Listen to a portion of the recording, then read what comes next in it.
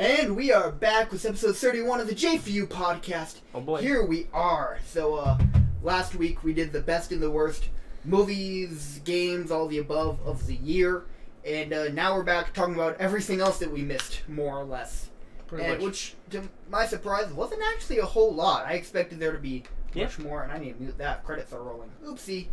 But anyway, yeah, sorry if you heard a little opening music there over my lovely voice, or not so lovely voice. My hideous voice, we'll call it. Your absolutely euphoric voice. Yeah.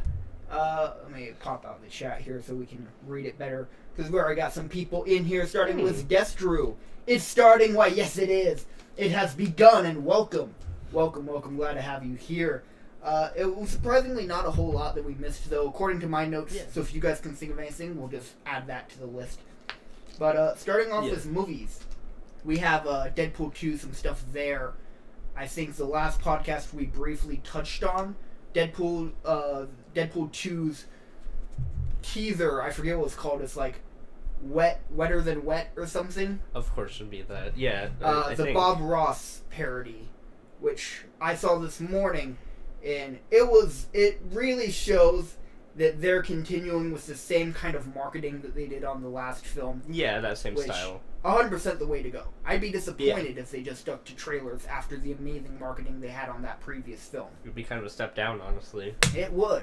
And this was very much so in Deadpool fashion. I am surprised with how well it worked having the Bob Ross outfit on Deadpool's already costumed body. Yeah, just it looked surprisingly good. And on top of that, we had, they had so many jokes. It was little tiny joking Easter eggs every 2 seconds, just about. Yeah. It was just amazing. Like, when he was going around, like, the palettes on the paint, like, White, they called Betty White. Yeah, Betty White.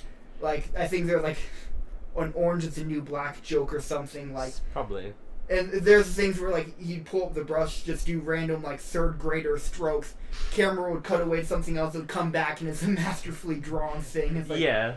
There are so many great jokes in that, and there was about 10 seconds of actual teaser in there that was really cool, and I'm excited for them to drop a real trailer. Yeah, at some point, yeah. Which is going to have to be coming soon. I'm guessing Super Bowl will probably be, or it will be around that time. Bowl, yeah, when is that happening? I forgot. Like, I don't know the exact date. February 6th, I believe. The 6th? Or no, it's the 2nd. It's the second. God, wow, that's pretty soon. It's coming around. By the way, we got another person in the chat, Chubbs Dank. Yep, with some dank memes, apparently. Yeah, but which ones? You gotta specify. I mean, it's probably Uganda Knuckles. Anywho, yeah. Actually, that reminds me. I don't normally shout people out, but this is actually something that I thought was incredibly stupid, but kind of a cool, and I have to give a shout out because we know this person.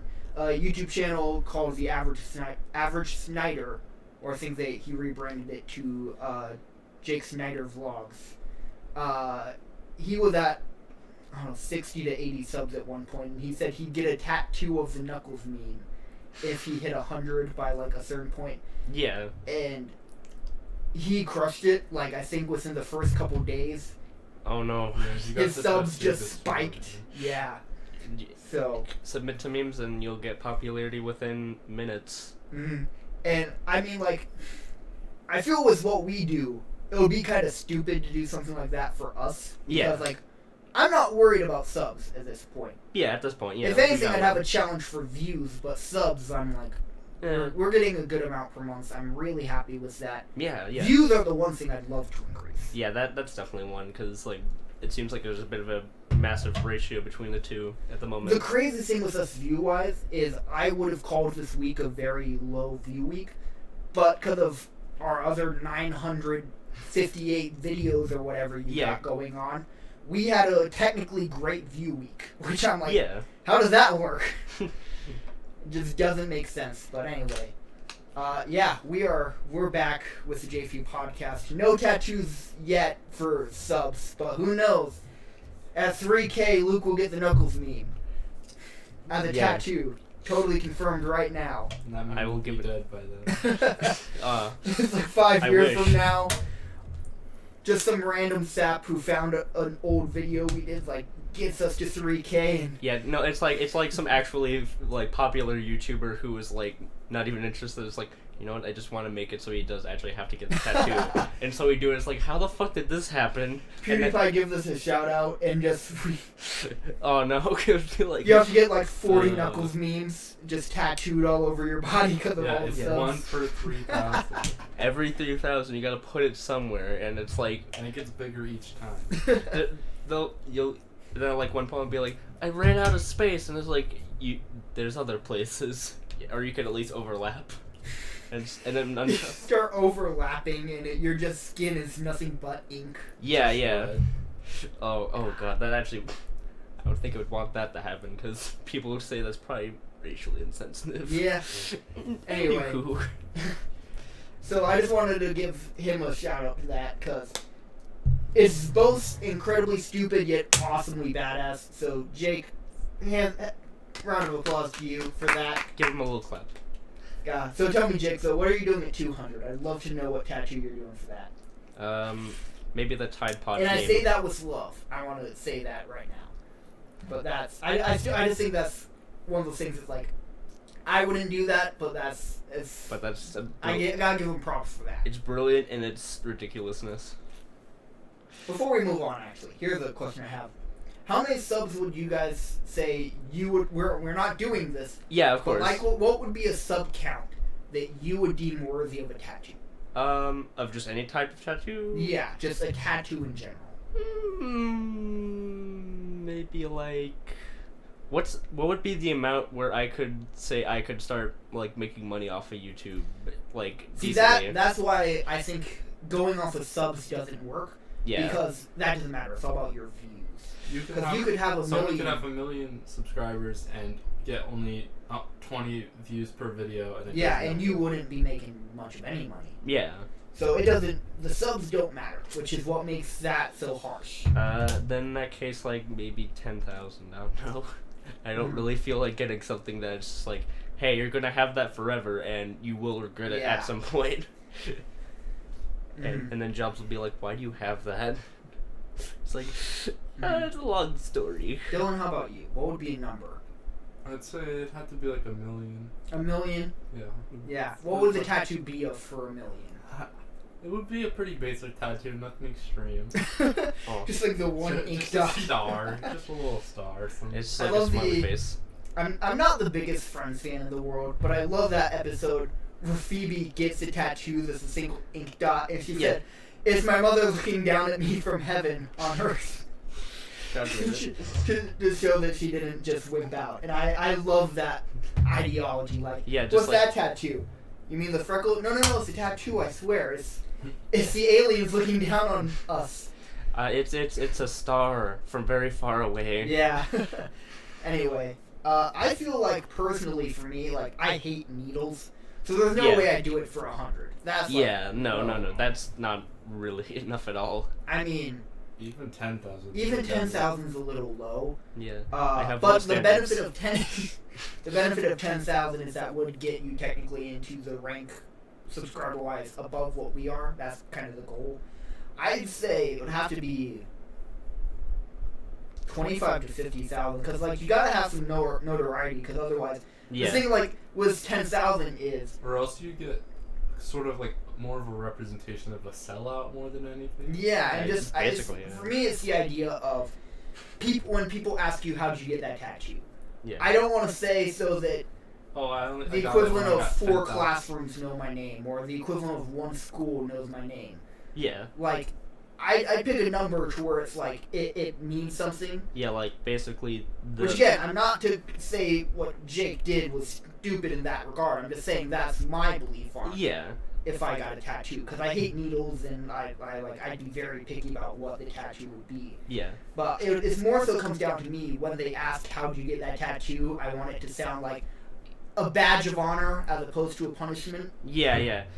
I know the amount of people that would consist of a population of a third world country. Yeah, or like it's the population of a city or something. Yeah. Like, doesn't have to be New York where it's 12 million, but like a city. Maybe like I don't know, Tucson. No, Tucson is in the millions. Yeah. Oh, really? Tucson's in like 3 to 6 million right now. Mm-hmm. Well, if you count metro areas and all that, there's a lot of specifics you have to consider. But still. But we've been spending a lot of time talking about like meme tattoos. Now that I think about it. So, in terms of Deadpool 2, I'm happy with their marketing. In fact, one of the things that is kind of worth talking about, because mainly it shows how unique their marketing is there's literally a 30-second video Ryan Reynolds put out in the Deadpool costume and made it as Deadpool, where he was wishing Zayn a happy birthday. One Direction Zayn. A happy birthday. And that was just the video. Just Deadpool wishing Zayn a happy birthday. Yeah. Like, what other movies are doing that? Not many that I could. Not really any that I can think of at all, actually. I just think that's fantastic. Like, it gives me hope that because this gives me hope that when Disney acquires Fox, that since they're doing so well, Disney can't deny that R rating or what Deadpool wants because of how successful it is. Well, that's kind of my hope there. What I think will happen when that purchase does happen is I think they'll let Fox keep their name on it. Well, yeah, they'd have to because they technically still own it. Yeah. So they'd keep Fox's name on it, but they would be pulling in money from it. 100%. But as the company that owns Fox, they do get the decisions, and that's where I'm worried. But I'm also a little bit worried about. I'm hoping that them bringing the release date up doesn't hurt the movie either. Yeah. Yeah, but to be fair, Deadpool was made, like, the first movie with such a little budget that I have confidence in that team to do things like that. Like, they're not going to spend a year in post-productions because they've gone with basically no money, so they know how to make a film without. They're bringing up, like, the release date up by, like, a month or something like that? Yeah. Granted, and it depends on how anal they are about the deadline stuff. Most movies are done, like, the months before it comes out and things like that. So it could just be that they're cutting out time to that to get it out sooner, but who knows? There's probably a lot of reasons behind it. Or they're trying to, we'll see. But the next thing to talk about, because I finished it this week, not because it came out this week, because I finished it this week, is Punisher on Netflix. Oh yeah, I heard about that. Yeah, and I honestly really liked it a lot. Netflix Marvel shows have been kind of hit or miss for me. Like, I loved season 1 of Daredevil. It's probably one of the best seasons of any TV show I've ever watched. Jessica Jones was good, you just can't look at it as a superhero show. Yeah, it was sort of its own It's the drama in the MCU. Daredevil season 2 was good, it had some problems tonally though, but overall it was still good. Luke Cage, in my opinion, it wasn't super interesting. Like, the first couple episodes were good, but then it started to drag. And for a show that has 13 episodes, I don't see why there's any excuse to have episodes that drag. Yeah, like, and by the end of it, you're like, I didn't need to see any of that. Yeah, like, it wasn't really I could have skipped that episode and I'd be fine. Like, in a 13-episode show, I don't see how that should be a thing. Shouldn't have filler. Iron Fist, I skipped altogether because of the reviews. Because it's garbage. And Defenders was good, but I think the 8 episodes hurt them in the end.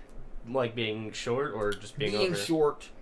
I think the biggest problem I had with Defenders, because I love that show, was pacing because of those 8 episodes. Yeah. Because you think with the 8 episodes they'd rush it along, but it takes them 2 or 3 episodes to meet. Yeah. Which is a little weird. Yeah. And then it's like they take their time starting out, but then rush. Yeah. When it could have been probably better paced. Yeah. But anyway, now we're at Punisher, and I think it's up there in my list of favorites. Yeah.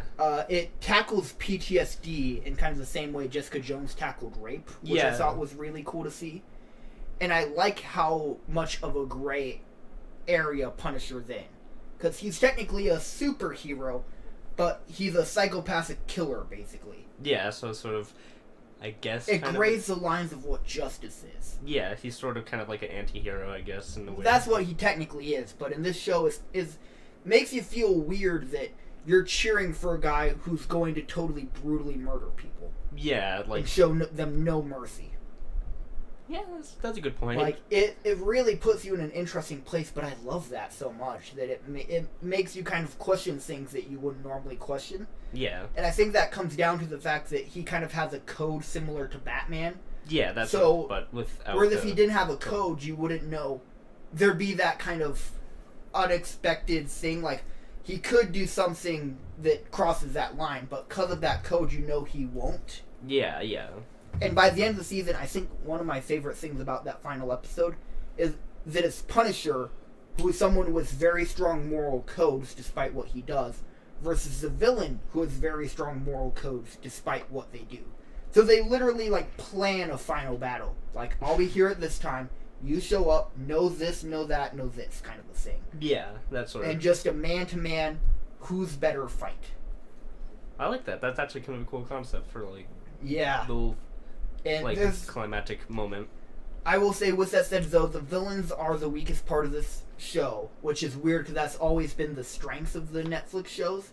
But I think that has to do with the fact that the main villain, is kept secret. Like, you don't know he's a villain, or in some respect, he even exists until, like, the back half of the season. Oh, okay. So, yeah, there isn't really, like, a main villain by that point. Yeah, the first half of the season, I was like, this is cool, but I don't know who we're up against. Yeah. Like, it's Punisher punishing, but he's just like... The first episode is the craziest thing ever, I will say.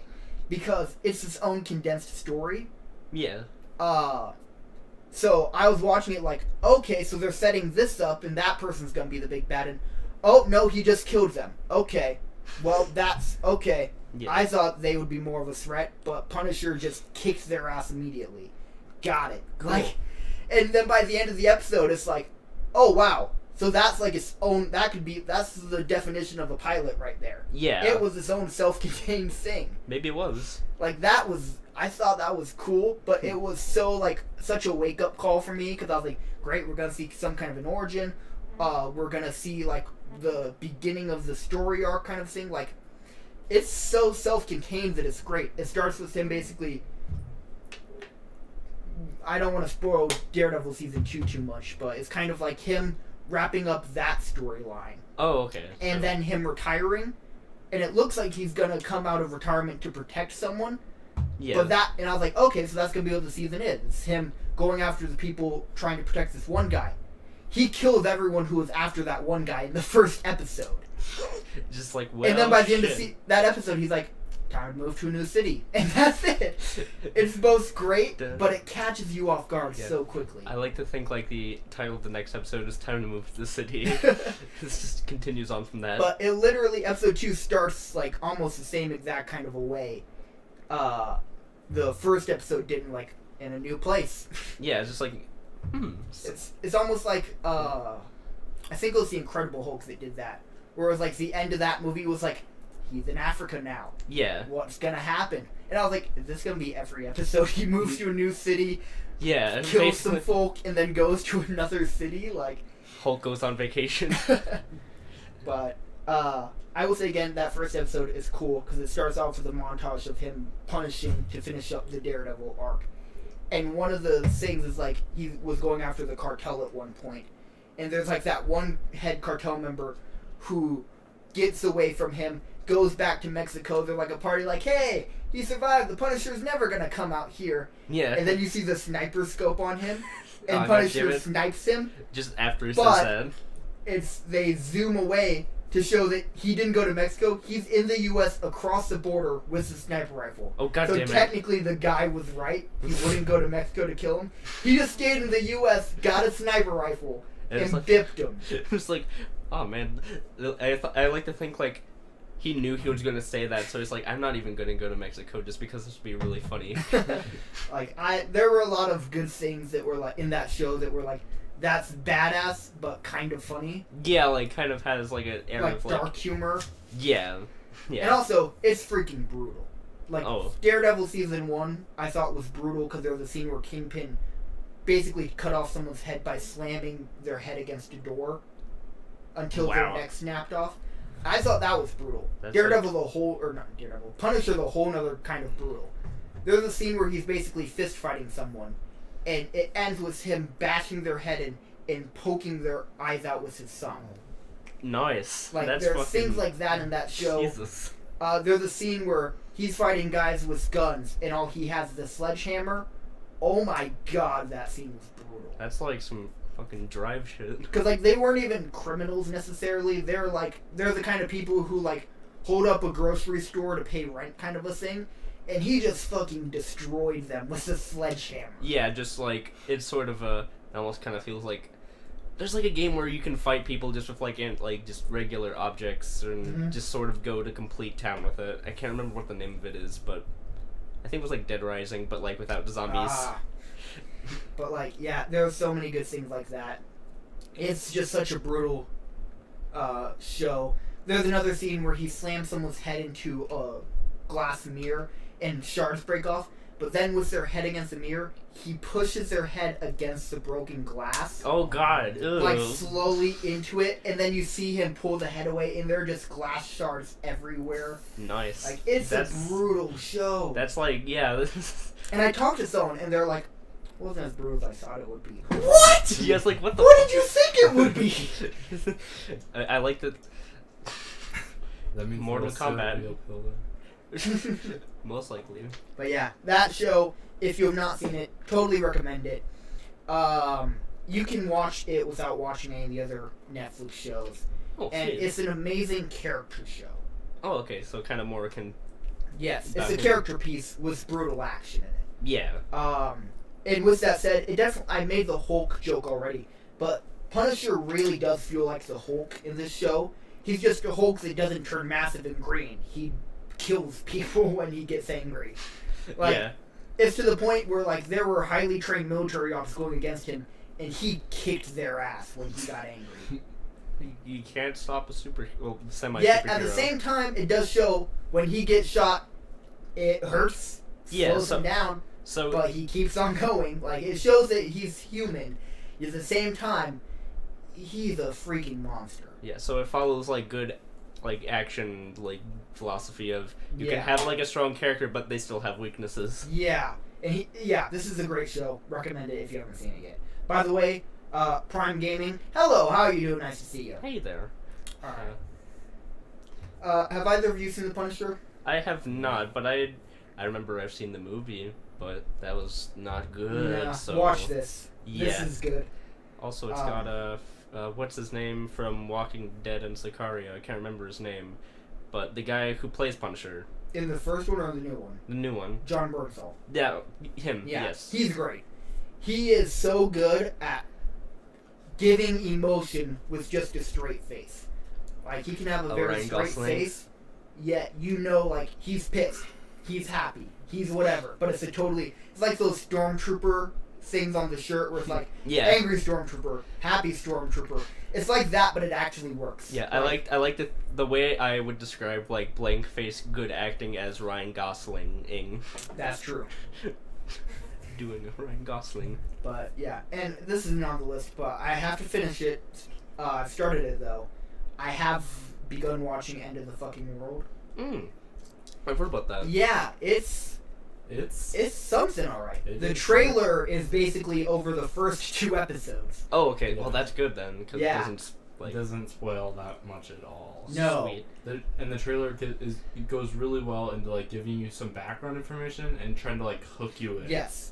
I think I have like 1 episode left or something, but I'm enjoying it. It feels, because it takes place in England, it almost gives me British comedy vibes. Yeah, kind of like maybe a... like a modern British comedy. But it's brutal. There's some brutal moments, yes. Yeah. But it's like, that's the genre I'd probably put it in, would be British comedy. Kind of like an Because Edgar it does Wright. comedy in almost an Anderson, or Wes Anderson way. Oh, so sort of... Oh, like kind of like the dry sort of humor. Yeah, like the delivery's sort of stiff, but like like intentionally so. It's that stiff humor, but you can definitely tell like it had British writers because it paid homage to some British comedy movies in ways. I like how each episode is started too. That's a unique aspect in my opinion. So but, I should watch that. So Luke, you'll get this. Like if Wes Anderson directed a British comedy, is what you can expect from that. Yeah. Okay. I'd watch that. And that even comes down to framing and shots. Kind of Wes Anderson. Sort of like the way that they have like the camera movements and It's shot such. really well in my opinion. Yeah. I like Netflix has been making some like one thing I am kind of meh on with TV shows is a lot of them don't have all that great cinematography, but like a lot of Netflix stuff is like pretty good in that regard from what I've seen. Like, Yeah, definitely. Masters of None is like just a regular comedy Still have to show, watch that. and it actually is pretty nicely shot considering. Yeah, but it's an interesting show. That's what I'll say. Having not finished it yet, I don't want to give a review or anything, but I'll just say, based off what I've seen, it's interesting. Yeah. Watch it. I watched it in one day. Yeah. And the British probably say this about us. British comedy is weird, yet it has its charm. Like, it's very charming. Yeah, sort of a. Yeah, I know what you mean. It's sort of like it's hard to describe, but you feel it. Yeah. And you can like get the same vibes just from the trailer itself. Too. Yeah. So next on the list, and oh my god, I am so excited for this movie. Venom. Venom. The Venom movie, I wanted it to be so good. I'm actually pretty excited for it, mainly just because of Tom Hardy. Do they still have him in it? Oh yeah, they got Sweet. him in it. Sweet. That's what I was hoping for. And so basically, why we're talking about this movie is because it wasn't a Comic-Con, but it was something of that nature, some kind of convention. Yeah. Where they were doing some Venom stuff. I think it was in Georgia, actually, Atlanta, Georgia. Yeah. Hey, and but basically, like, it was cool to see them because they've been so secretive about that movie. Yeah. Like, more so than most other superhero movies, and counting Infinity Wars. To be fair, they also have Mark Ruffalo and Tom Holland on that movie, who do YouTube Live and accidentally do some stuff. But, like, they've been stupidly secretive about Venom. Yeah. And the two things that I took away from the convention snippets they put out online is, one, the fandom is so supportive of that movie, and the filmmakers know that. So they're doing everything in their power to make it good. Yeah, like to make a good product out of it. Yeah, like, one of the things, to this point, one of the things they did is they had a giant thing, kind of like a sheet blanket type thing, that had the We Are Venom logo on it, and they had it run across the entire audience and everyone poking their head up to make it look like the symbiote was covering them. Ah, that's awesome. It had such a cool effect, but like you can tell they did their homework. They know the symbiote, they know all that, so they're like, hey, this would look like the symbiote. So they had an aerial camera and started the sheet going across, and you just see what literally looks like a creature crawling around the auditorium. That's awesome. It had such a cool effect, and like I saw that and went, they know what they're doing. Yeah, like they know about like they the know aspects. the source material. Yeah. Like whereas the Spider-Man 3, they were kind of like, what, Venom? Like a black version of the Spider-Man suit? Yeah, we can put that in there. Let's write it in now. Yeah. Like this movie, they're like, okay, we'll read all the comic books, we'll do deep dives. Like they know their stuff. Yeah. And the second part is that includes Tom Hardy. He said that he knows, at the convention, he said he knows how much the fans like it. So he's doing everything in his power to make sure that this is the best Venom he can possibly do. Like, I like that. dialing it in to the extent of, like, a hardcore drama film like Dunkirk. Oh, He's not seeing this as a paycheck.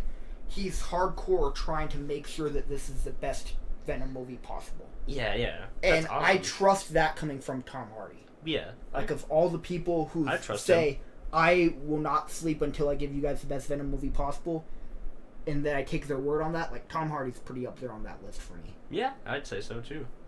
But, like, they haven't even revealed what Venom looks like. Yeah. They very loosely confirmed Carnage. But, like, yeah, that's all we get is, like, written memos. We haven't seen a trailer yet. We haven't seen any teasers. It's been a closed set pretty much so far, but they're just going to more of an open one, but they're, like, really being secretive about that. Yeah. But, like, I love how and Tom Hardy made the joke about this, that they're so secretive that literally the only thing they've revealed so far is a t-shirt. Yeah. They have a single piece of merchandise, and that's the We Are Venom t-shirt. Yeah, then the one that has literally the just has the logo for the movie. That's the only thing they revealed for a movie coming out this year. Mm-hmm. Like, could you imagine if Infinity Wars did that? It's just like stayed you so got secretive. the Infinity Wars logo, and we're not giving you anything else for a while. Yeah. That's crazy to me. I was gonna say it's like the Han Solo movie sort of seems like that as well, but it's like, oh wait, they got like promotional material as well. Well, and the Han Solo movie, I think that's because it's been taken in so many directions. That too. With all the director stuff that they're like, we're just gonna wait till we have something for sure. Yeah. I feel there's more so a predicament about that than it is we're gonna be super secretive about this. We're gonna keep everything on the down low. It's like, well, we don't want to say something and have that change tomorrow. So we don't actually know what's gonna happen. So yeah, we're not I'm confirming. very worried about that movie, but it's Star Wars, so I know Disney is serious about that. So that's the one thing I have saying it won't be total garbage, right? Let's hope not. Yeah. Anyway, but the few things that I hope from this is that A, Sony does make it a rated R movie. Oh yeah. Because at the convention, this is another thing they said, is that it's going to be dark and show kind of the Venom. They said dark humor, which I thought was an odd phrasing. Like But I mean, if they're showing humor, dark humor is the way to do it with Venom, I guess. I guess, yeah. At least he's not Spider-Man cracking jokes if it's dark humor. It's just like he bludgeons a man to death, and he's like, "Looks like you need to take a break in your skull." You get it? Yeah. And then he just like leaves, and then there's like, it's humor. But yeah, I like that they're going dark with it, but I hope they don't do PG-13 dark. I hope they have the balls to go rated R dark. Yeah, that sort of thing. Especially having seen the success of Logan and Deadpool. Yeah, like they can do it. It's just, do they?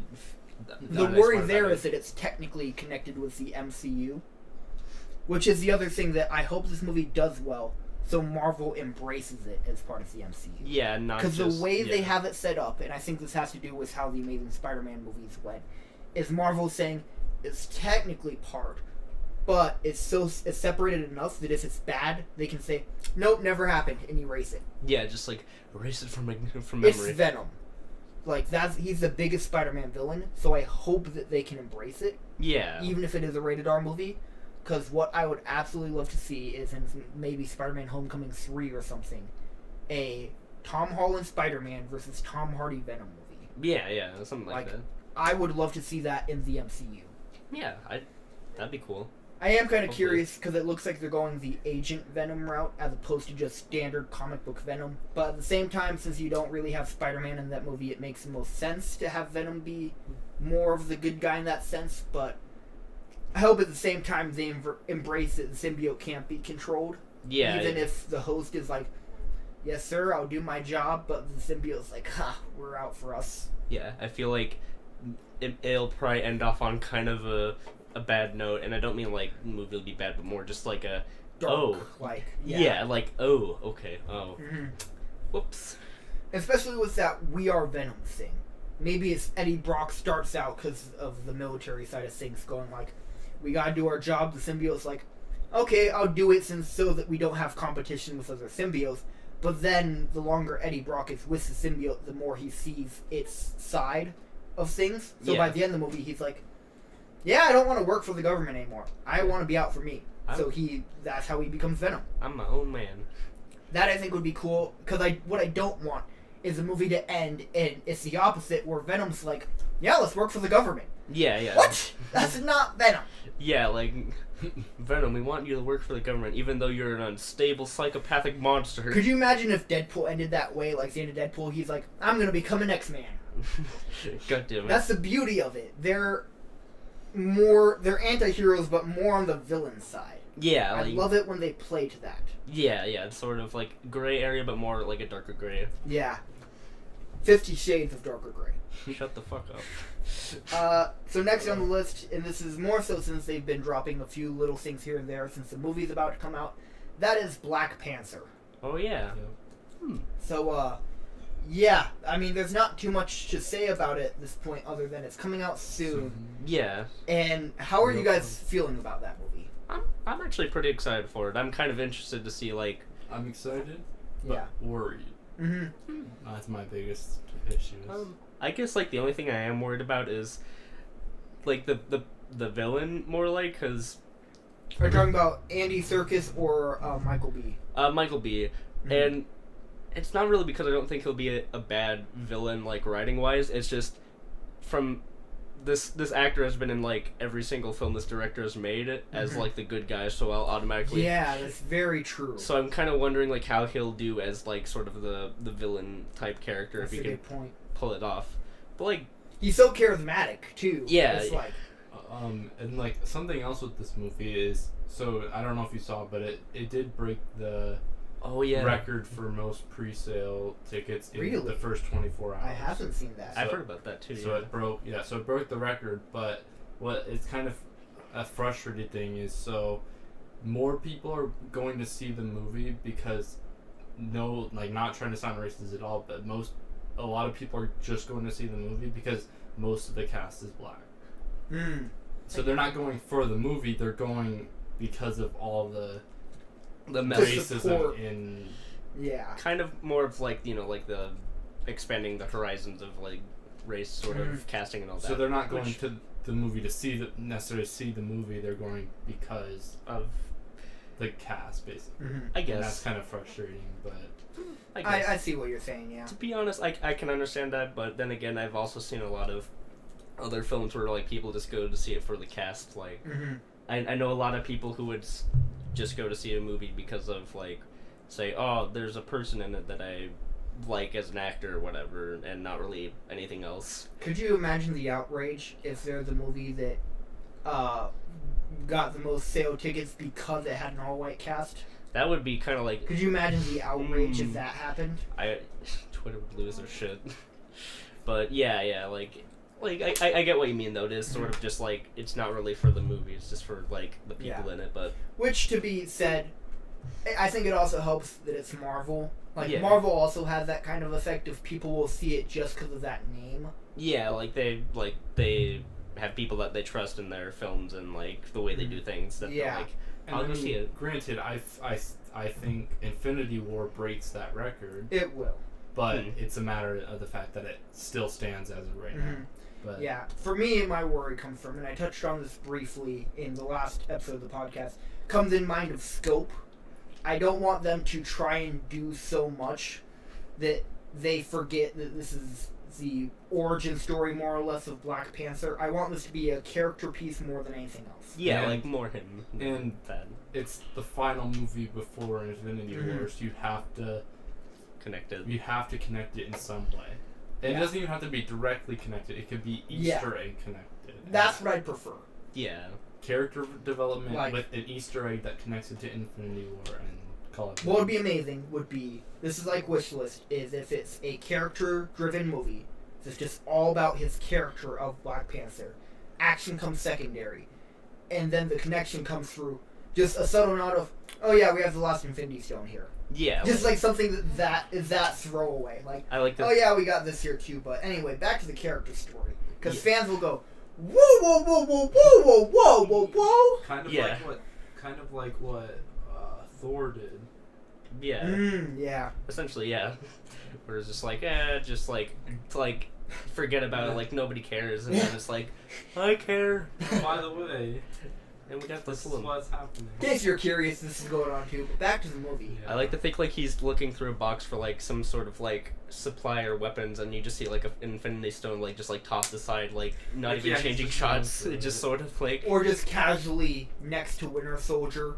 Like, yeah, Winter Soldier's taking refuge here, and you just see the Infinity Stone next to him. His back pocket. You just see it glowing through his pocket.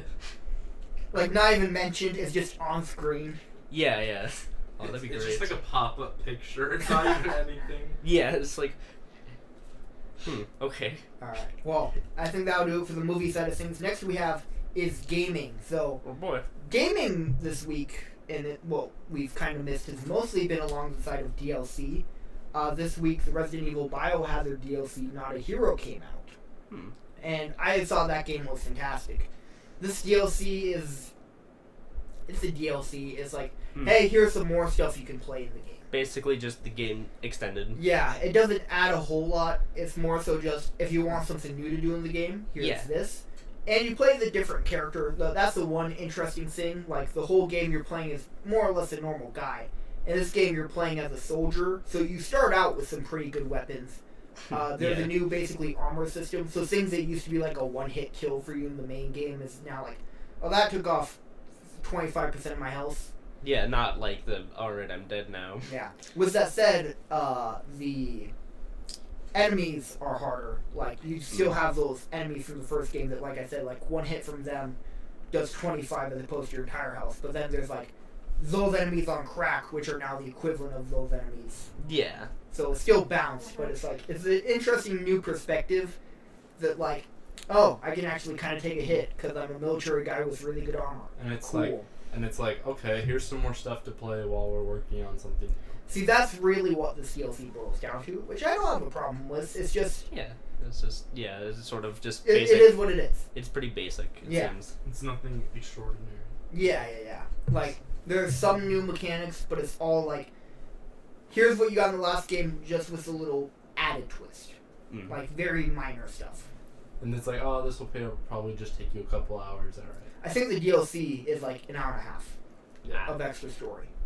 So, Doesn't surprise me. yeah. Anyways. Just a little bit. So that's all we really have to say about that. If I had Resident Evil 7, I might pick it up, but since I don't, like, watch some Let's Plays or something. Just see how it is. Yeah.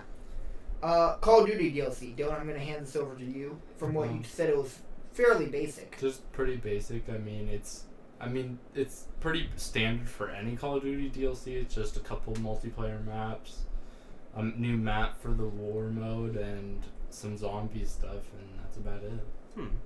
Nothing really exciting. I will say, from what I have seen, I'm glad that they're giving the game more maps. Yeah, That it is needs it. a bonus.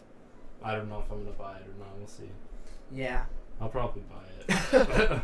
How much are you playing that game nowadays? I've been trying as of late to at least play like a couple rounds a day, just Okay. stay fresh. That's good. But that's about Yeah. it. Do you remember when, I think it was even last week, when I was playing Destiny to get my rank up? Already got it. So I'm like, okay, I about hit max again. So I'm like, and until the Destiny raid, time to take a little break. Yeah. And, this is it's a really weird thing to come out of gaming. Is Assassin's Creed just announced they're remastering Rogue? Remastering Rogue? Yeah. Wait, what's Rogue? It was one of their... When did it come out? It wasn't super long ago, It wasn't I feel super. like. I thought it was like. It was like, I thought it was like late 360. Yeah, it was in that transition between 360 and 1, which is weird that they're already remastering that. Yeah. Like, And on top of that, it wasn't one of their better games. yeah, like, It why was is like- that one? It would be What like about them 2? saying Came out in right now. 2014. Yeah. It would be like I Call of forgot Duty about this. saying, hey, by the way, we're remastering Ghosts. Yeah, like, nobody wanted that. We wanted, like Modern Warfare 1 remastered. Yeah, Which they it's- did, but, yeah. It's such a weird thing. Like, Yeah, like most of the people they love the series say that 2 is the best, and that hasn't gotten a remaster. And that game, like, I played it like about a couple of months ago with my brother's PS3, and it's like, it's still fun, but it hasn't aged well into my aspects. Yeah, it's like, it's a weird call in my mind. Like, That's A, of all the games for you to remaster. And 2, what are you doing as far as the new game goes? Yeah, is this the new game? Like, yeah. yeah, you'll get this in 2 years, and then another 4 you'll get the next real Assassin's Creed game. Yeah. Or is it like they're doing an every other year thing? So every other year you get a remastered, and then the year after you get a new I'm one. pretty sure. Like, I'm pretty sure they said it was going to come out in March too. So that's a pretty quick turnaround. From I the mean, announcement. remastering late 360 early Xbox One game for That's true. literally Xbox One X. Oh yeah, that's a good point. That's true. It's not a huge thing. It's literally saying, here's our 1080p game, let's just up-res it to 4K, and we're done. We got That's a game, all. pay That's us all $20, you get. or probably 60 actually. It'll It'll be be 60. 60. $60 for a Ubisoft game where we're they talking literally go 1080, 4K, $60. It's Ubisoft. Of course. Yeah. Oh yeah. Like- Oh yeah, that's a good point. And people are gonna buy it too. Oh, definitely. Hopefully not many. No, but- and what I think it was, so I think it came out on the Xbox 360, and I don't think it was ever remastered for the Xbox One.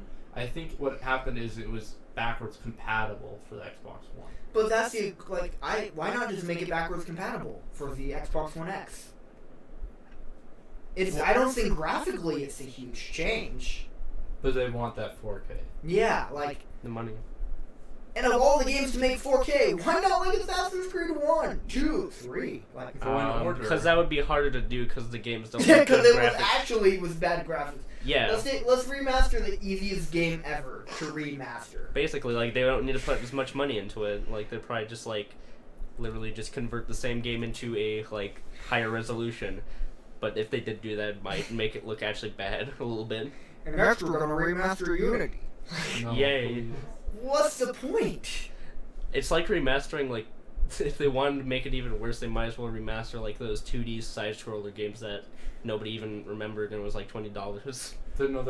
Next they're going to be like, alright, so guys, we're going to work with Black Flag now. I know, right? That was the other one. That would be good, though. But Black Flag came out before Rogue, I believe, right? Because Black Flag was right after 3. Yeah, but I've heard... Which was on the 360. Black Flag was pretty bad, in my opinion.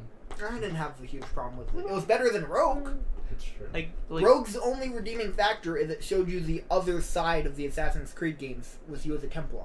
Yeah, I don't even which came out before in 2013. Yeah, that would make more sense to me. Or just don't remaster any games and make put new more ones. Work into new ones. Yeah, that would also be good. Take your time. You to built make a good. foundation off of Origins. Now work from that. I'd rather wait 2 years. I'd rather you spend 2 entire years on a new game rather than spending some side pit time remastering a game that doesn't take that long. Pretty much, yeah.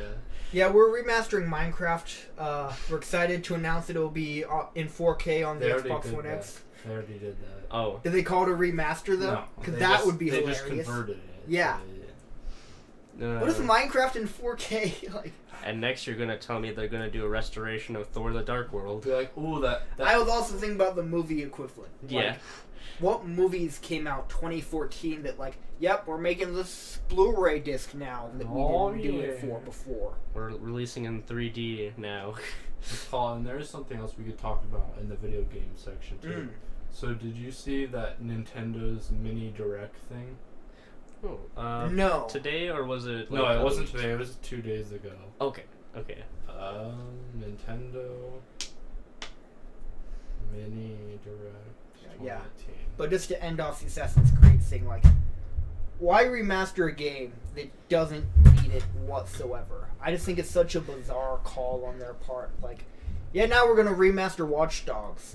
It's a game that came out so recently. You want to know why? It doesn't need it. Just so people can hear it. That's the sound. That's the sound of contempt. Making a sound? Yeah, if you have the gain high enough. That's the sound of contempt for your audience. Also, so one, they announced that they're remastering Dark Souls for the Switch. Ooh, okay. That's actually kind of cool because then that makes sense. You can play Dark Souls on the go. They announced a Kirby game. Wait, they did? Yes. Luke. Fuck money. Now you know how I feel about the whole PlayStation thing on the last episode. I guess so. At least I have a friend who does have a Switch. Yeah, Switch. Sorry. But will they get the Kirby game? Most likely, because they're also in the same boat as me, where they're like, "It's a new Kirby game. Give me the money now." It's Payday 2 for the Switch. Oh, that's cool. A Donkey Kong game. Oh yeah. Yes, that's the one I'm excited for. And it's one they had on the Wii U, but they're reworking it. Oh, okay. Still. Oh, that's pretty cool though. They're doing even more DLC for Mario Odyssey. They announced a Mario Tennis game with a story mode. Ooh. Oh, okay. They announced another game that's like Zelda. Oh, the Hyrule Warriors. Hyrule Warriors. Oh. Oh, that's interesting. And that's pretty much it. I will say that would be the one thing I'd get really on board for. Would be Donkey Kong game and the style and quality that Breath of the Wild and Odyssey had. Oh yeah, basically Donkey Kong 64, but a new version of that. Donkey Kong 64 was that was one of my games growing up. Yeah. And I'm still waiting for Mario Party on the Switch. Oh my god, That's yes. what I'm Oh, waiting yeah. for. Oh my god, yes. I sort of hope that, like, they probably do because of Virtual Console. I was gonna say, like, I love Mario Party, but I'm kind of a bigger fan of, like, some of the older ones. Yeah. Which, how do they not remaster those? Those are games that should get remastered. Those They're are probably money on- makers. Those are money Could you makers. imagine if they made a Fair game that was all the previous Mario Parties, 1 through, like, are they on 8. 9? Oh, 8? 1 through 8 on one, like, game Cartridge. Yeah. cartridge equivalent. They may do something like that, but maybe, like, for Virtual Console, I think. But Or- imagine that for the Switch. Yeah, to the Switch. That would be Or just amazing. or just take the latest one, or take the one that people like the most and just do it with that one, or make an entire new game. Mm-hmm. That too, begin that too. with. Yeah. Yeah, making an entire new game would also be good. But, like, if anything to remaster, if they put all 8 of those on one game, like, they'd make so much money off that. Yeah, I just want one of them. I don't even care. maybe it like Some of those weren't as good as others. Yeah, Yeah, but I I just guess. want one good one. That's all I want. But good is up to the person who plays it. What if it was like they just had one game that had every single stage from like every Mario Party game Oh. and every mini game? But now that I think about it, that's probably like Krampus shit. Yeah, that would be, but again, like, I think it would just be cool to see those games on the Switch. Yeah. No, because those are games you could be playing with your friends just on the Exactly. And, like, Yeah. again, that's another way they'd make so much more money off it, because you and your entire friend group would buy that to play together. One, Yeah. and it may even tempt even more Switch sales. Yes, I think Basically, yeah. Nintendo, hey, What are you waiting make for? money, please. You don't know how many people would throw you money if you start doing stuff like this. What's it called? They're getting closer and closer. If they make a couple more right moves, Mhm. they've got me sold. Yeah, It's Yeah. happening. this is they've handled this console better than any other console. Like Yeah. the Wii, they made a bunch of weird calls. Wii U, they made even more. They've been making a lot more calls from like, oh, that makes sense. Like with the Payday, Skyrim, it's not like they're going only exclusive titles. Like Yeah. they're actually open to being a real console. Yeah, essentially. Mhm. You know what? Like, it's $300, right? The Yes. Switch, yes. Like, I've got like a shit ton of Christmas money left over. I think I may just like actually give in because I want me some of that Breath of the Wild and Odyssey. And Nintendo's like, that's your shit. Yeah. You're the like Nintendo Yes. person of the I love- office. I love me mostly just because of Metroid and Kirby actually, but also Odyssey and Breath of the Wild also look pretty dank too. Yeah. But then Donkey Kong's gonna be good. And all this Mhm. Yeah. stuff. It's just gonna be. I haven't been as much into Donkey Kong, but that's mostly because it's hard and I'm bad at video games in general. By the end of the year, I will have a Switch in my possession. All right. And if you don't, do you get a tattoo? Okay, so to end off this podcast, we're ending it on What in the World. And we have a lot of YouTube news to catch up on. That was the main thing we have to catch up on. Oh boy. So first thing, of course, if we're talking about YouTube News 2018, we have to talk about this one. Excuse me. Is the Logan Paul situation. But we're going to be taking it from a different perspective because everyone's already talked about this so Yeah. much already. Yeah. So what we're going to be addressing, or especially I will be addressing, is the YouTube side of this. Yeah, 'Cause like how they handled it. that's the one thing that I've been preaching since this whole thing started, is that while Logan Paul did mess up, He did. don't get me wrong, he messed up big time. But I think YouTube isn't getting as much slack as they should YouTube be. almost. I would say YouTube messed up as much as he did. Yes, YouTube messed up horribly. So I'll give a recap of the whole situation, especially YouTube side, and then we'll jump into a conversation about it. So, Logan Paul's side of things, I'm going to keep very brief, because you guys have probably heard this already. There's so many things going around about it. You can watch any number of videos on it. But basically, he went to Japan. It was extremely disrespectful in general there. To the culture and like to the Yeah. people. Which Um, that video didn't surface until after the No. original one. Yeah. Which the just other shows thing. that if he didn't put in the thumbnail, we would have even known about all that stuff. Yeah. Because we wouldn't have fallen down the rabbit hole. But anyway, No, God, yeah. so he was extremely disrespectful there in general, but one of the things he did was he went to Japan's suicide forest, which is known as the place where people go to commit suicide. And while he was there vlogging and being his, disrespectful Yeah, self, he and his team found a dead body. The body of someone who just committed suicide.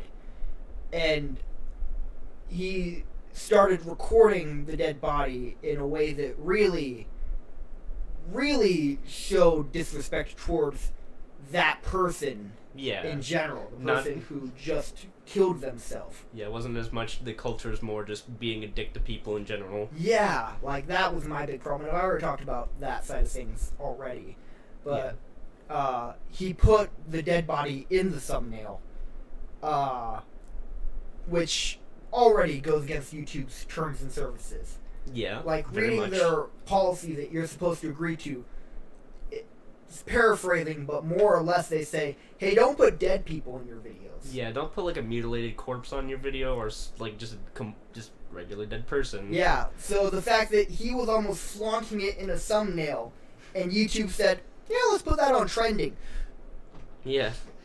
By the way, there's also like 10 and 12-year-olds who watch the video. See, that's the other thing. His audience is of kids. Yeah. And he showed them an actual dead body. Yeah. Yeah, sure, why not? Yeah, you know, it's fine. It's fine. You know, Disney has a large kid audience. Could you imagine if they did that? Yeah. Yeah, like... Oh, on this episode of Movie Surfers, we're going to the suicide forest to show a dead body. How much outrage would that get? We're going to talk about the forest now, kids. Like, that just, like, how do you do that with the kid audience?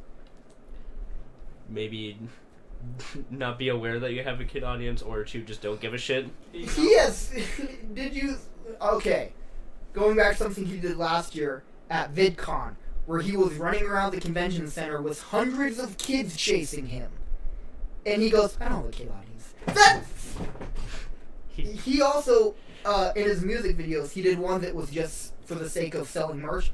And there's a line where he says, throw out all of your clothes that aren't mine and tell your mom that you'll only wear Logan Paul merch.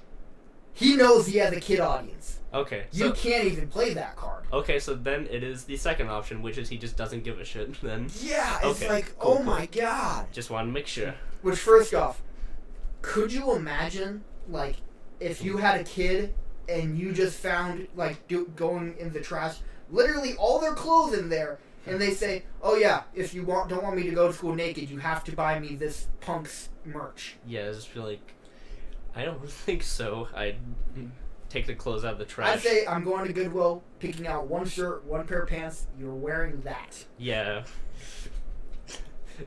Good. Yeah, like, all of your clothes that are not mine. Fuck it. I'll get a Sharpie and write Logan Paul on it. How about that? Yeah, how about that? He was, okay, and this one, upcharging is a real thing. So, it's not just him who does this, but I saw this and it really annoyed me. He was selling a backpack that costs about, roughly, due to some estimates of people who actually are in charge of making merch, costs about $7 to produce. I'm assuming, giving benefit of the doubt, that doesn't count cost of like paying the employees, the labor involved. But even the labor. But a $7 backpack to make, how much do you think he sold it for? It's about $50. $50, Luke? I guess, yeah. $100. Fuck off! Wow. For a kid audience. Yeah. And kids who don't have money. Man, I can't believe Logan Paul created the class system. And kids got their parents to buy it. Yeah, and okay. Now we're going down Logan. That's not what I wanted to do. Yeah, I'm here to talk about YouTube's involvement. Like, that's one side of the thing. Now, here's the other side of the thing. But backing up, so Logan Paul put the dead body in the thumbnail, and YouTube went, yeah, we can put that on trending. Yeah. Because YouTube's trending. As someone who is a part of the YouTube community, we make money off ads on this channel. Yeah. YouTube has many flaws. Like, we've had a lot of channel meetings discussing, like, yeah, is it okay to jump ship to another website? Like, yeah, we've discussed this like so many times. It's kind of like, it's sort of embarrassing. It might as well be the start of every meeting we have. Yeah. All right. First things first. Are we going to abandon ship? But YouTube's trending system, if you don't know, is the most broken thing ever. You would think it's like videos that get the most watch time. videos to get the most views, something about that. Yeah. But it's basically a combination of videos YouTube handpicks and what is trending in terms of other websites. Yeah.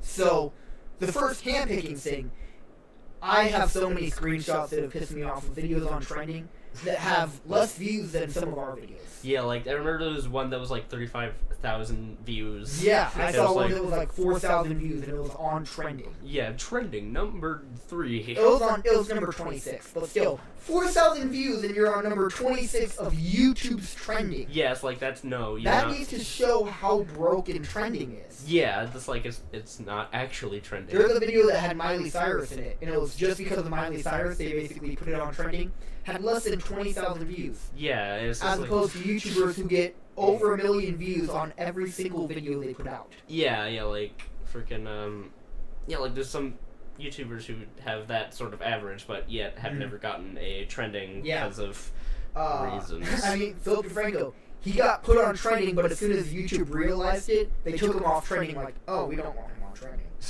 We don't want a good influence on our channel. And to be fair, there are reasons for that. The main reason they did that was to get away from the idea that YouTube was a gaming website, because when they started trending, all the videos were gaming. Yeah. And they want to show, no, we aren't just gaming, we have other stuff. So that's why I think they implemented a lot of the hand picking, Yeah. so they can make it more variety filled. Yeah. To like- their defense, I'm trying to explain so it doesn't sound like we're just attacking them. yeah, like, But then they started adding the categories too, Mm-hmm. so it's not just. Exactly. And yeah, it's a good That's a simple fix. going on to the other part of how videos get put on trending, this is something Matt had talked about in a video that was actually really well done. Something he calls the Logan loophole. And it shows, again, how messed up trending is yeah. because one of the other things I say that is how video can go on trending is other websites talking about a potential video. If it is like, oh, this video is getting embedded on a lot of websites, let's Yeah. put it on trending so people don't have to search for it. Yeah. The problem with that, because yes, that would make sense for like times like the Golden Globes, Yeah. opening monologues, the Oprah speech. They want to put that on trending because obviously a bunch of people are going to look for it. So they kind of beat that to the punch by saying, Yeah, sort of like. we know this will be trending, so let's just make it trending already. Kind Yeah. of mentality. Yeah, like they'll know it's like, alright, so people will watch it for obvious reasons, and then so having Yeah. it on there will be like, hey, there it is. Cool. And that way, websites who put it in their articles and all that, people who want to find it outside of that article just go to YouTube and it's already there. Yeah. So Yeah. that's why it was implemented. But YouTube is all about double-edged swords. The con of that is tragedies, or things like Logan Paul. Yeah. If a video such as Logan Paul's, where people are making articles and things criticizing it, that YouTube algorithm that is looking for other websites and articles that are talking about it goes, oh, a lot of people are talking about the Logan Paul video. Let's put it on trending. Yeah. Because That it's is the being talked problem about. with that part of the algorithm. Yeah. Is that when it's about something positive, that's great to have. But when it's about something negative, you're only spreading that negativity. Yeah. Yeah, it's just like. That is the flaw in that part of the algorithm. Mm. And the algorithm, YouTube has to have it because there are over 300 hours of video uploaded every minute to YouTube, and we're contributing to that right now. Yeah, So they can't manually check all that. They have to have some kind of an algorithm to solve that. But the algorithm is just so flawed. Yeah, like it's not like stable, I guess. The demonetization thing shows that. Yeah, oh god. And I mean that's still sort of kind of going on, isn't Oh, it? it hits us all the time. Yeah, like so yeah, it's like We'd not probably just... be making double the money if that never happened. Yep. I wonder why. But yeah. But anyway, so YouTube is flawed in that regard to put it on trending. And you can't just blame, though, the algorithm part of that. Logan Paul is such a big channel that someone had to have okayed that. Yeah, like someone would be like, yeah, just And again, someone at YouTube had to have been monitoring the trending page and saw, why is there a dead body on there? They didn't think to click on the video and see what it was about? yeah, like I like to think it was like there's staff at YouTube and there's just like one guy is like, yeah, put on trending, Suicide Force, yeah, put on trending. Yeah, just like completely like blanked out, didn't even realize that's what it was about. And when I'm talking about YouTube here, I'm talking about YouTube as a whole. I've seen people talking about other YouTubers who are bigger than I that have contacts at YouTube, saying like when they talk to their contact about things like, hey, how did this happen? The contact immediately goes, oh my god, I wish I could give you an answer. Oh my god, what? Oh. It's just like they're already embarrassed because like, oh god, here's another situation. Yeah. We got on their hands. Then, so you think a video that would violate YouTube's policy would get removed? Yeah. Which it did get removed, but not by YouTube. By Logan Paul. By Logan Paul himself. Yeah. And then yeah. YouTube, who takes down videos sometimes the second they get uploaded, just saw this massive one that immediately violates their terms of services and went, nah, we'll keep it up. Yeah, just... Oh, and let's just let Logan Paul gain thousands and thousands of subscribers. Yeah. But here's the theory behind it that I have. Logan Paul's their poster boy. He makes them so much money. You don't want to hurt the hand that's feeding you. Well, and that's even if that hand is demented as fuck because of this. Well, and that's kind of what they have with mentality of YouTubers of that caliber too. Mm-hmm. They have to have that, or else if they're gone and they take their content somewhere else, then they just lost all of that. Exactly. That is why YouTube's been so afraid to hurt Logan Paul until recently. But if they, it's not like all his videos were like that. It's not like all of them go to that extreme. To that extreme. I'll give you Except for like once. Do you know what I mean by just once? Which ones? There was a time where he faked his own death. Oh, that was. Did that go up on YouTube, or is that just like a video? No, I think that went. I'm pretty sure that went up on YouTube. Why isn't that down then? It might be. I don't know, to be I honest. hope. I've just seen that video re-uploaded, so I don't. Yeah, same here. So. To reiterate what we're talking about, there's the video where Logan Paul was at a hotel, and he had, again, all of his kid audience outside the hotel cheering for him to come down and talk to them. So he organized a fake desk in front of them. So there was a wall that was basically all glass, and he had it set up. He'd walk over to the glass wall, wave to them, and he saw a shadowy figure with a shotgun come up behind him, and they had it rigged so fake blood would shoot out of Logan Paul and hit the glass. Oh my.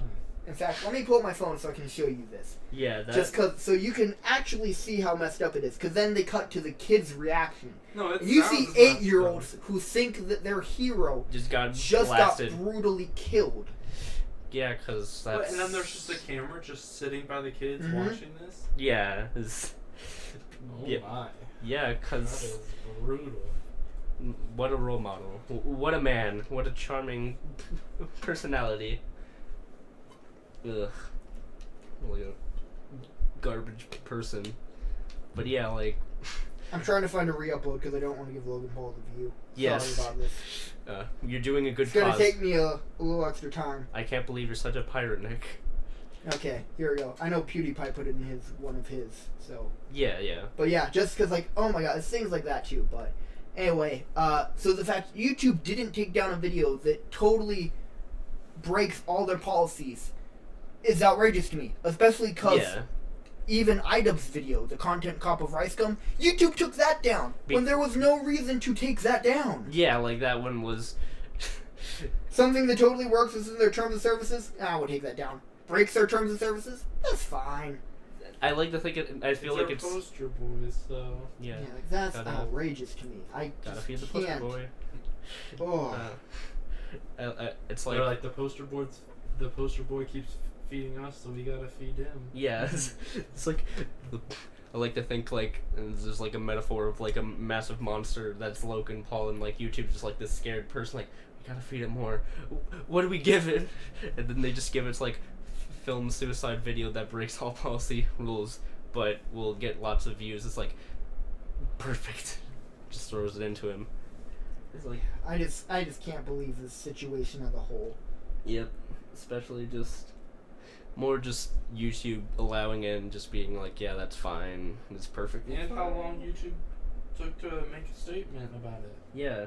And also, speaking of statements... That's the next thing we're talking about here is that aspect of it. So, YouTube, they didn't do anything or say anything about it for the longest time. Yeah, like a good. 11 days. Yeah, and when they did, let me find the actual tweets and I'll read it to you. Like the. They put out excerpt. like I thought Logan Paul's first apology was bad. It was even worse. I think YouTube's response was far worse. And In Logan all Paul honesty, promoted his Logan Paul merchandise put his hashtag and an emoji in his apology. and then like promoted his merchandise at the same time. Yeah, like, about a dead and man. I still feel YouTube's apology was worse. Yeah. That takes talent to I have make it right that here if you Oh, want. you do? Yeah. Okay, can I read it? your I think it starts right there. Though. Is that a picture or that on It's, Twitter? it's on Twitter. Awesome. I think Okay. it starts in an open Yeah. thing to the community. Awesome. Okay. So YouTube said, God, I forget your phone is a fucking brick. Like this. Oh no, Oh it's my just God. a Anyway, brick in the wall. An open letter to our community. Many of you have been frustrated with our lack of communication recently. You're right to be. You deserve to know what's going on. And YouTube's always been known to have horrible PR and communication problems, but to Yeah. continue. Like many others, we are upset by the video that was shared last week. Suicide is not a joke, nor should it ever be a driving force for views. And I think it's funny because it wasn't even last week. It was almost 2 weeks at Yeah, that point. But they Very just true. made it less worse. Anna put it perfectly. The body was a person someone loved. You don't walk into a suicide forest with a camera and claim mental health awareness. We expect more of the creators who build their community on YouTube, as we're sure you do too. The channel violated our community guidelines. We acted accordingly, and we are looking at further consequences. It's taken us a long time to respond, but we've been listening to everything you've been saying. We know that the actions of one creator can affect the entire community. So we'll have more to share soon on steps we're taking to ensure a video like this is never circulated again. So there's a lot to pull from that. By the way, that is their second comment.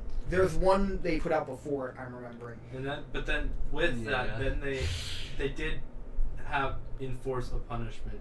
They did. I guess It was kind of what I was hoping they do, which is something very similar to the PewDiePie punishment. But anyway, before we head on to the punishment, let's talk about this response as a whole. Because when this response came out, let me read this part again. The channel violated our community guidelines. We acted accordingly and are looking at further consequences. You did So, not act how did they act accordingly when that happened? Did they take down the video? No. No, they put it on trending. Yeah, so like someone was consciously like, yeah, let's put it up on here to promote it. Mm-hmm.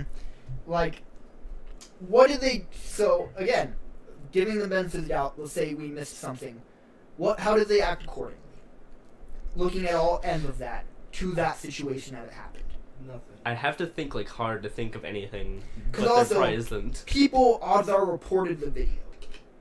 Seeing a dead body, there must have been hundreds of people. Again, I don't know this for sure. I'm just saying, when people see a dead body... And with as fast as his videos get views, there's going to at least be It got 100. 6 million before it was taken down. So out of 6 million people, how many people, odds are, saw the dead body and hit report video? Especially within the first hour. That was Typically, when that happens, YouTube, out of safety, takes down or privates the video or limits the view size.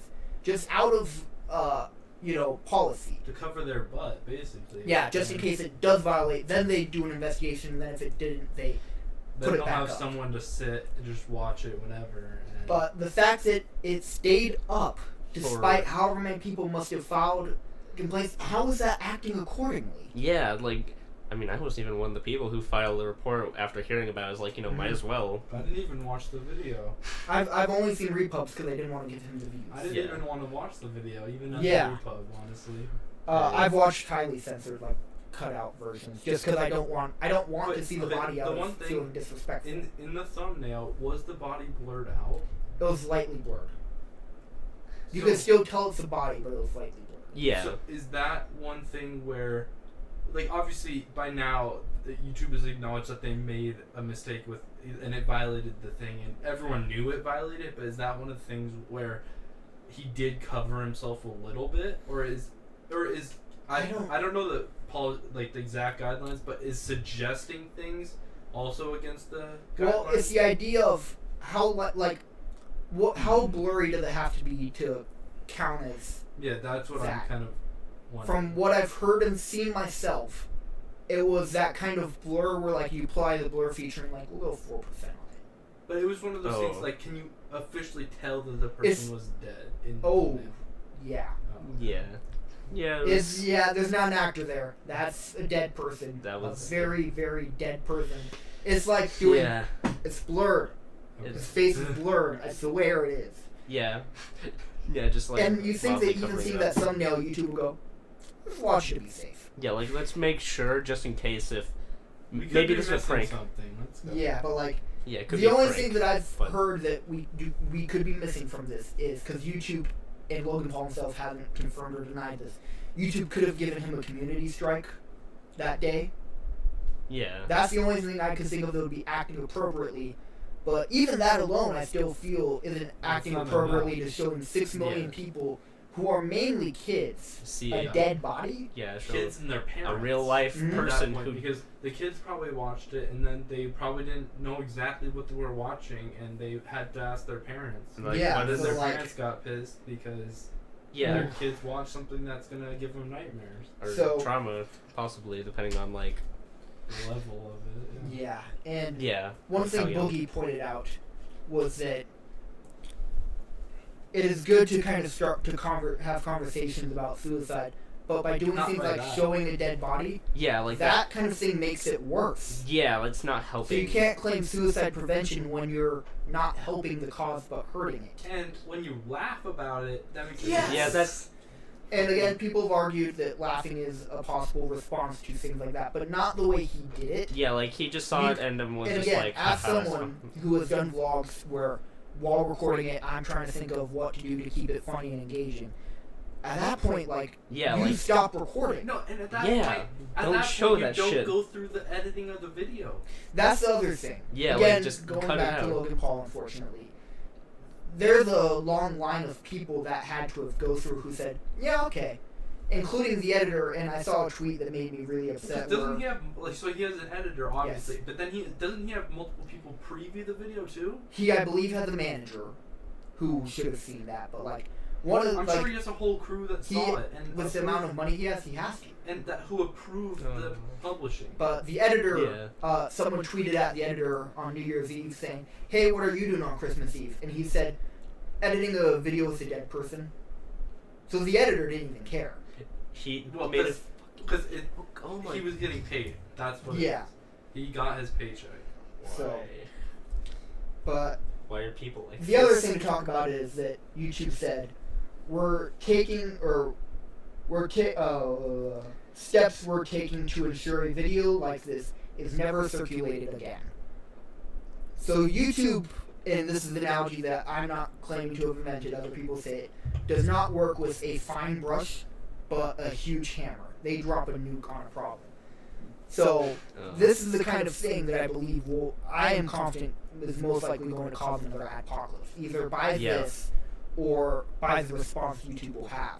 Yeah. Because taking steps to ensure a video like this is never circulated again means that, oh, now that we know this is a bad thing because it's hurt our wallet, we're going to go overkill to make sure this doesn't happen again. Yeah, kind of like the whole like Viacom copyright thing like years ago. I'm guessing because the problem they had was they didn't take down the video, because even we are criticizing them for that. Yeah. Means that they're going to be quicker to take down videos. Yeah. That's like, my guess at what is going to happen as a result of this. So you put death as the tag, delete the video. it seems like YouTube is, you know how like Even in the title, probably. Yeah, it's like things that used to get you demonetized will probably get you with the video removed, I'm guessing. And it could Yeah. be, and what could happen is it could be about a video game.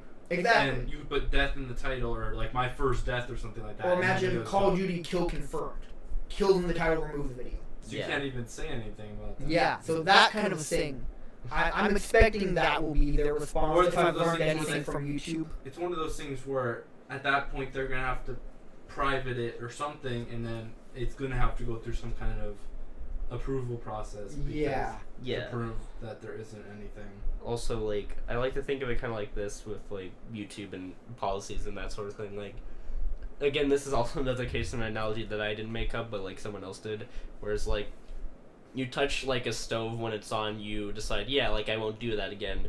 YouTube sort of seems to just be, like, having the bongo drums with the stove because they don't really know, like, what actually is the good, like, what they should do with the situation in the right ways. I also find it crazy that this whole thing has not hurt Logan Paul at all. Yeah, that's He's gaining more subs from this than he has before. I mean, granted, YouTube did apply a punishment, and I feel it Which we should talk about. yes, and I think it is a step in the right direction, but Yeah, in not my enough. opinion, it just came too late, Mm-hmm. and yeah. it's not enough.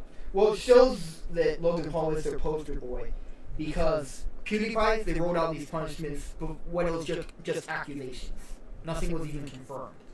They rolled out these punishments. Now that it's been almost 2 weeks, they're rolling out a punishment for a worse crime, basically. For Yeah, lack of a better word. and it's, like, confirmed that he did.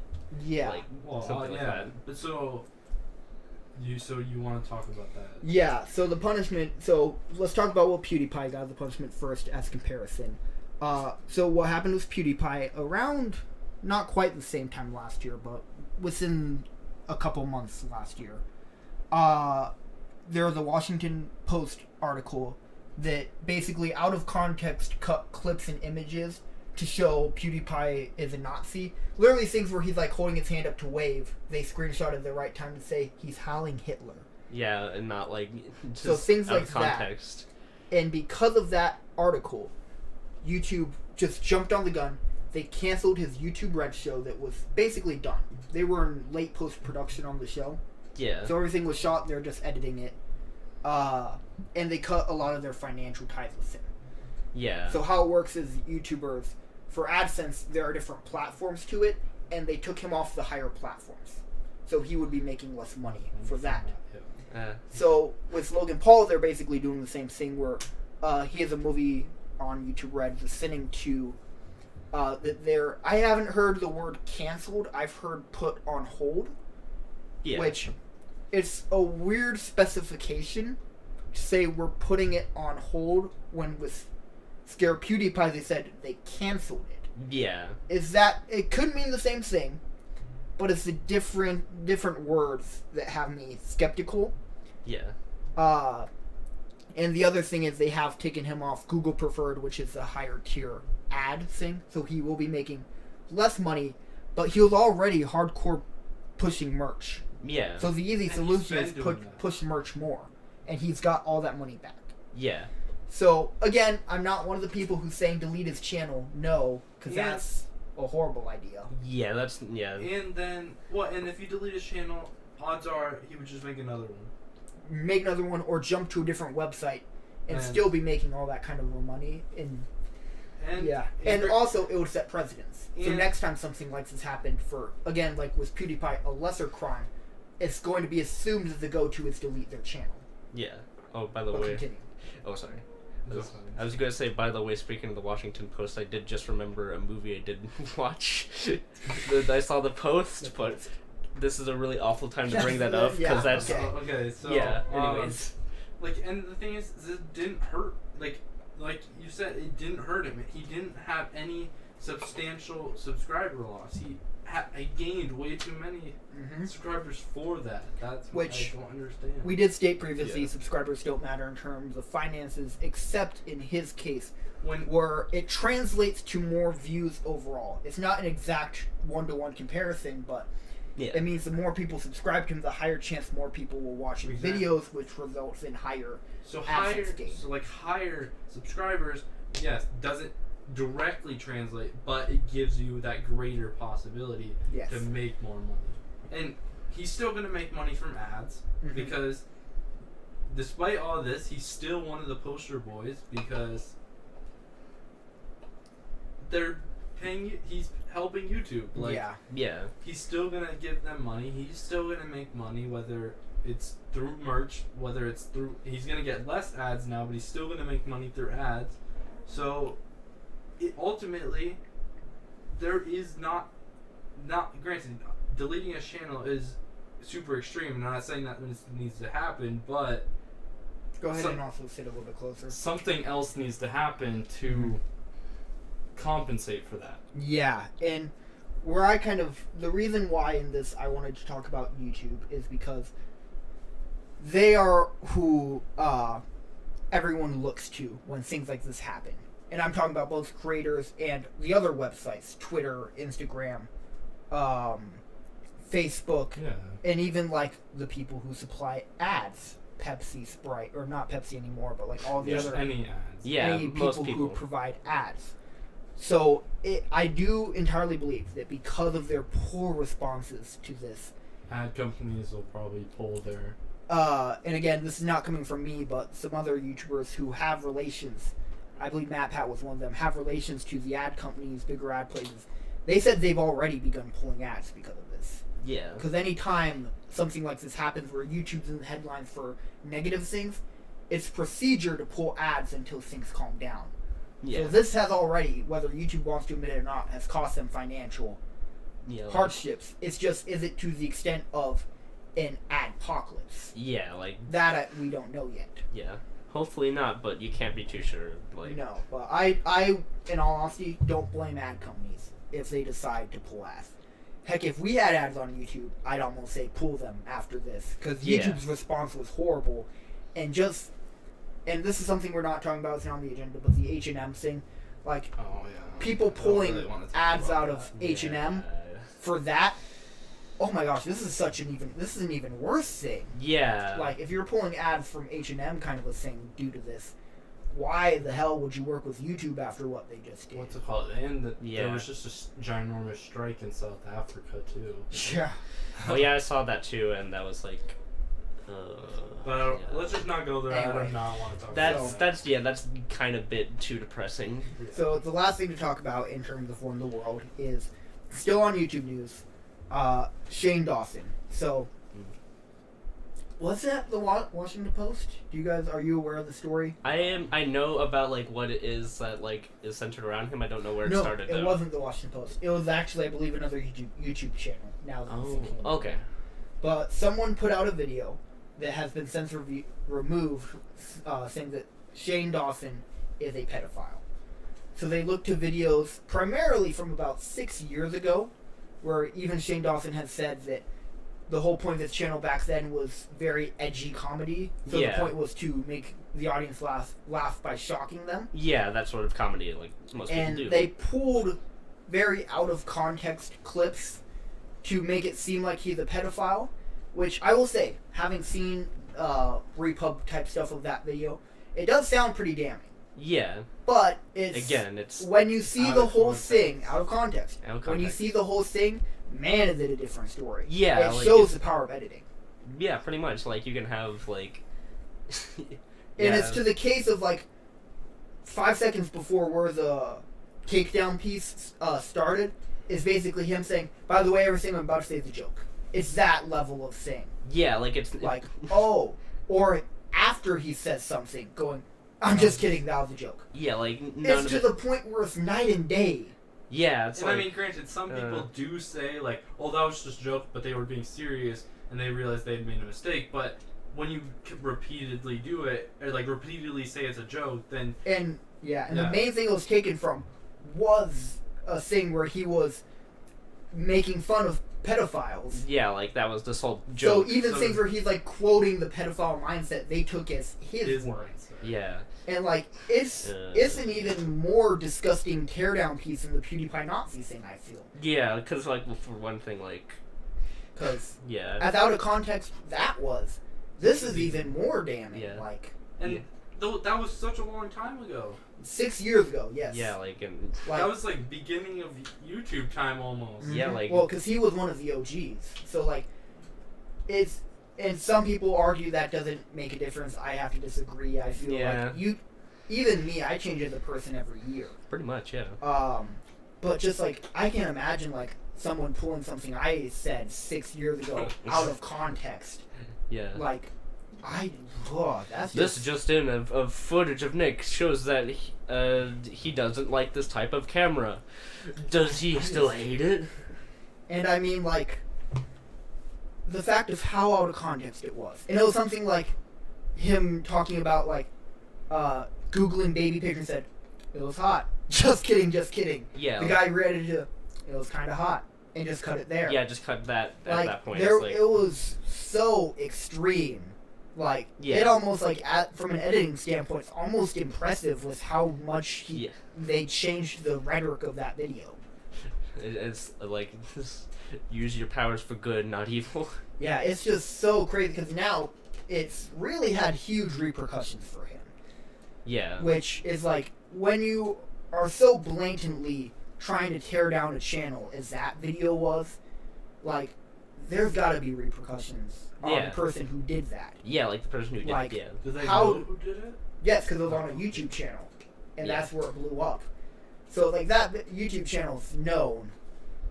Their name is known, but, like, the fact that, like, they could do that and have no consequences, where the person they did that about is having a huge, like, that's a career, especially with everything going on right now with sexual harassment and all that. Yeah, that's a career-destroying thing. Yeah, and for it to be that blatantly false. Yeah, just so like those older videos, are they still like up?